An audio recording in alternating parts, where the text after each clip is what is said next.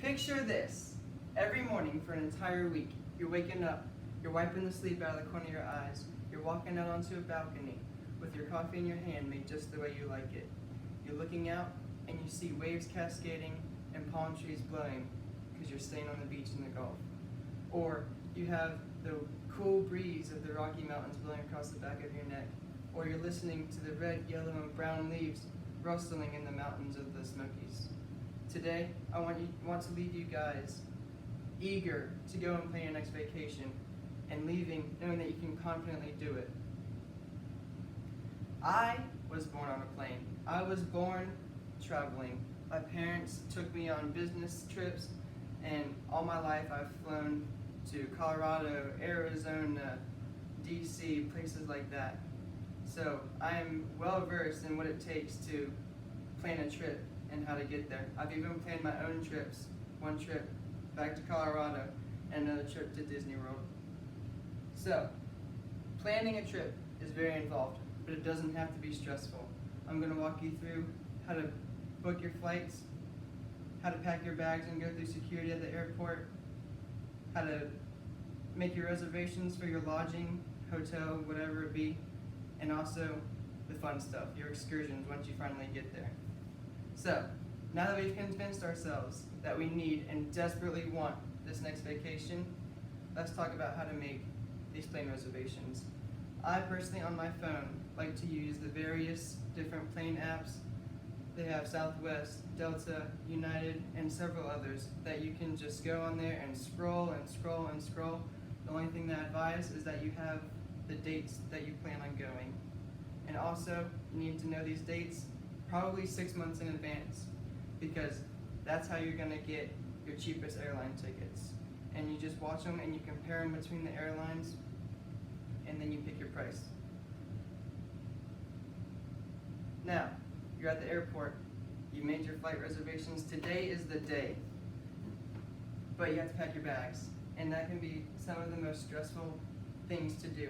But I advise counting how many days you plan on being gone, and organize your clothes and your number of outfits by the days that you'll be gone, and put them in a certain section of your luggage, and just designate several sections such as your pajamas to another section, and other things like your delicates. But you also need to keep in mind the season that you're going to be traveling. If you're going to the beach, you want your bathing suit. But if you're going to the Rocky Mountains in the middle of winter, you need to pack your snow bib, you need to pack your sweatshirts.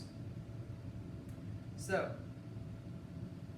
they have a weight limit for your baggage as you check in, which is 50 pounds, so pack carefully. After you do that, you have to go through TSA security. They have regulations to where you can only bring a carry-on, which is a smaller size suitcase with specific dimensions, and a personal item, which is a purse or a book bag. Young adult money says that they advise packing snacks and empty water bottles, because you're not allowed to carry full water bottles through security.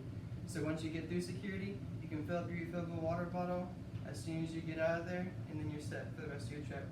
They also say that you can only have 1 quart-sized bag of liquids, which have to be 3.4 ounces or less of your favorite or your preferred products. So, now that we have made it to our destination, we've landed safely, no delays, we made all our connections, hallelujah, we're finally here. But we need a place to lay our head after a long, exhausting day of traveling. So, I suggest that you make your lodging reservations about the same time that you make your flight reservations. You have options such as hotels.com, Travelocity, tons of websites and places that have hotel deals. And Dave Ramsey, a popular, well-known financial advisor, advises spending a decent amount of time over the course of several days just searching and watching hotel websites for the best deal to get the best bang for your buck. So, wherever you go is also going to determine your prices. So if you want to go to the beach and you want to stay on the beach, that's going to dictate how much you pay for your lodging. Or if you're 2 miles away from the beach, then you're looking at a lot cheaper options. But not limited to hotels. You have Airbnbs and HomeAways that are people's houses that they rent out for vacationers to use for days and weeks and months on end. So they have apps for those as well that you can search through. That's my preferred way of doing things. So now that we've checked into our hotel, our luggage is there, now all we have to do is go have fun and enjoy our festivities.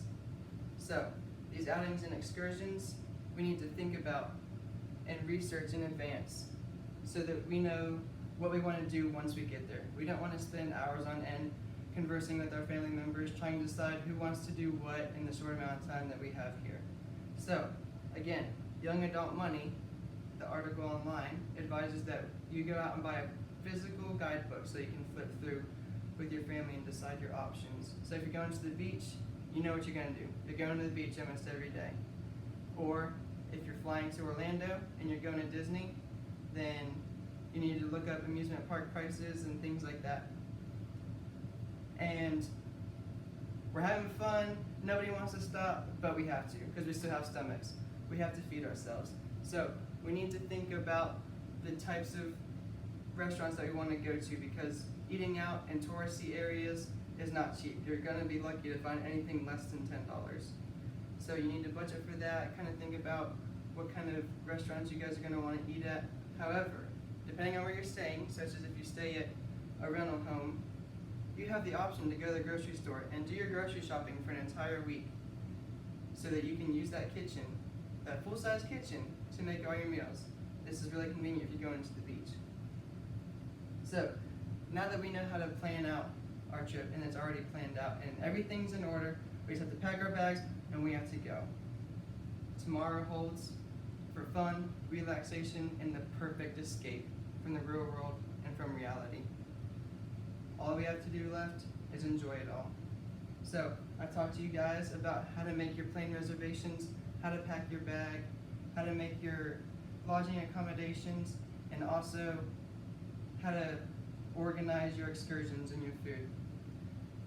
Susan Sontag once said, "I haven't been everywhere, but it's on my list." What's on your list? Wherever it is, let's go.